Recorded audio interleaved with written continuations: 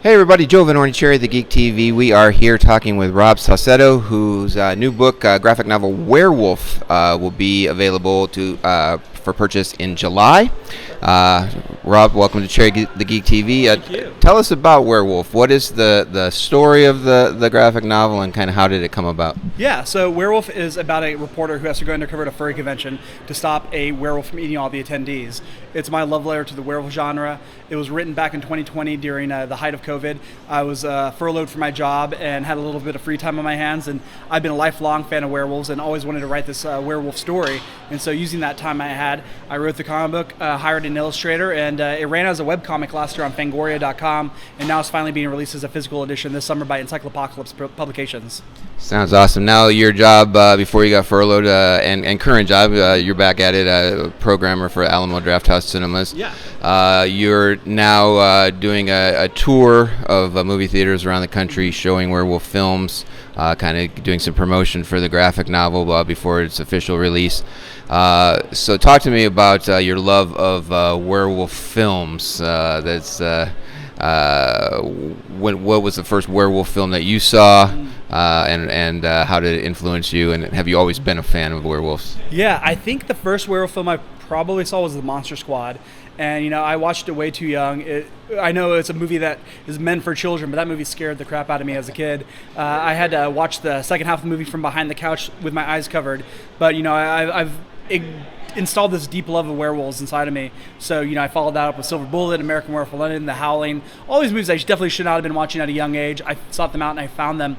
But there's something about werewolves that really just struck with me, to the point where, like, as a kid, I would check out books from the library about werewolves, and these are like paranormal science books that are written like textbooks. And I remember reading a book that, one way to turn into a werewolf is to drink water out of a wolf's paw.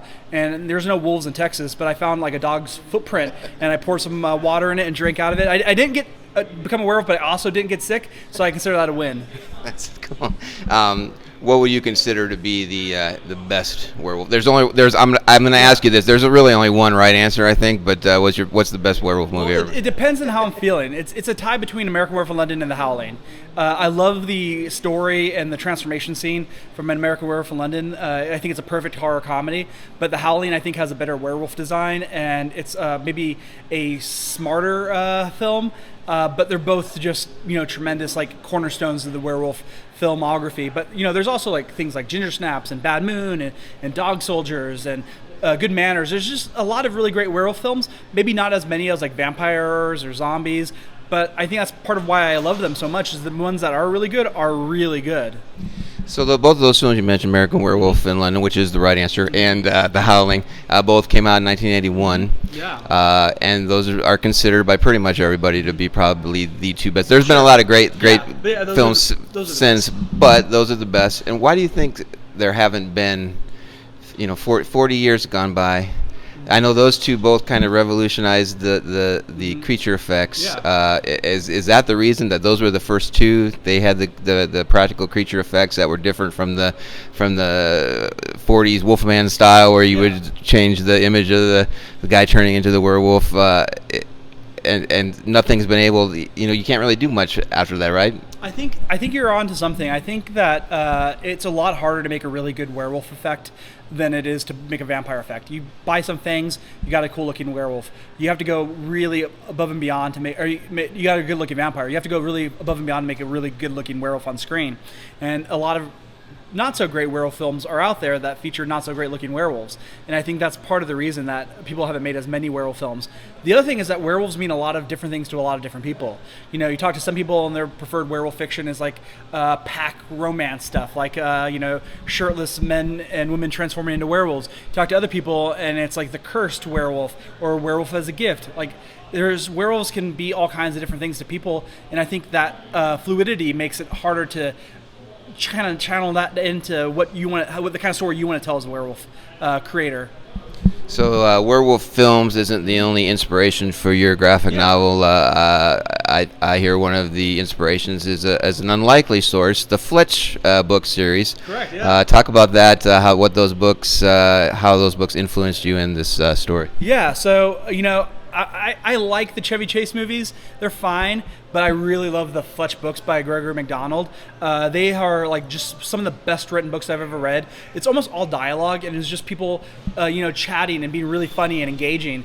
And I started rereading the books in 2020, and I tell people like Werewolf is my Fletch fan fiction because I really wanted to try to emulate the style of dialogue that Gregory McDonald does in his books, where it's just a lot of funny banter, and that's what my inspiration for Werewolf. It's about a reporter, just like Fletch is about a reporter, and it's about funny people saying funny things in unlikely situations, which is why I love the Fletch novels and what I wanted to put into Werewolf.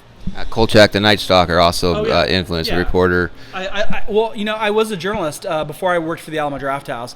I worked for the Bryan College Station Eagle for a couple of years, and I studied journalism in college. And so I've always had a love for journalism. And there's this really fun idea of like a journalist who's trying to prove the existence of monsters and is having a hard time doing that.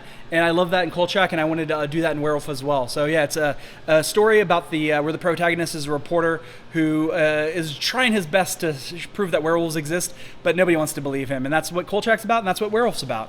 So you're the writer of Werewolf. Talk about your collaborators that you work with on the book, the design of the creature, the artwork. Yeah. Talk about how you met them and how that came to be, that collaboration. Yeah, I was really fortunate enough to find my artistic collaborators. Deborah Lecanesi is based out of Italy. She went to the University of Cartooning and is just this tremendous cartoonist who knows how to really create emotion in her characters, and that's what I wanted from an artistic partner on this book.